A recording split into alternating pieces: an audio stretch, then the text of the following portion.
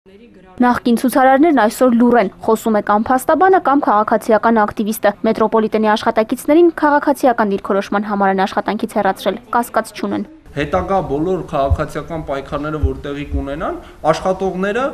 կաշկանդված կլինեն այն մտքով, որ իրենք կարող են ապօրինի հեռացվել եւ պետությունը որևէ պաշտպանական միջոցառում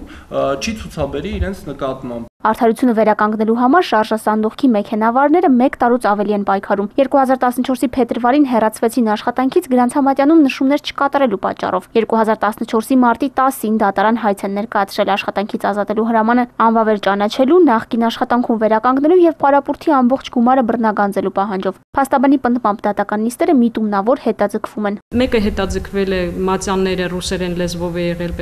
պետք է թարգմանեին հայերեն, երկրորդը հետաձգվել է նրա պատճառով, որ պետք է հետազոտեին այդ մատյանները, չորրորդը հետաձգվել էր այն պատճառով, որ հիվանդ է ներկայացուցիչը։ Մինչև աշխատանքից հեռացնելը 3 աշխատակցին որևէ նկատողություն չի եղել։ Պրոբլեմները սկսել են հունվարին, երբ Գագիկը, Սևակը եւ Անդրանիկը ակտիվություն են ցուցաբերել ու դեմ արտահայտվել կൂട്ടակային համակարգի ներդրմանը։ Ոչ վթարներ ենք մեր պատճառով առաջացրել, ոչ աշխատանքներն ենք երկրորդական գծե, միշտ աշխատել ենք նորմալ բարեխիղճ եւ դա էլ ապացուցում է, որ ոչ մի նկատողություն չունենք։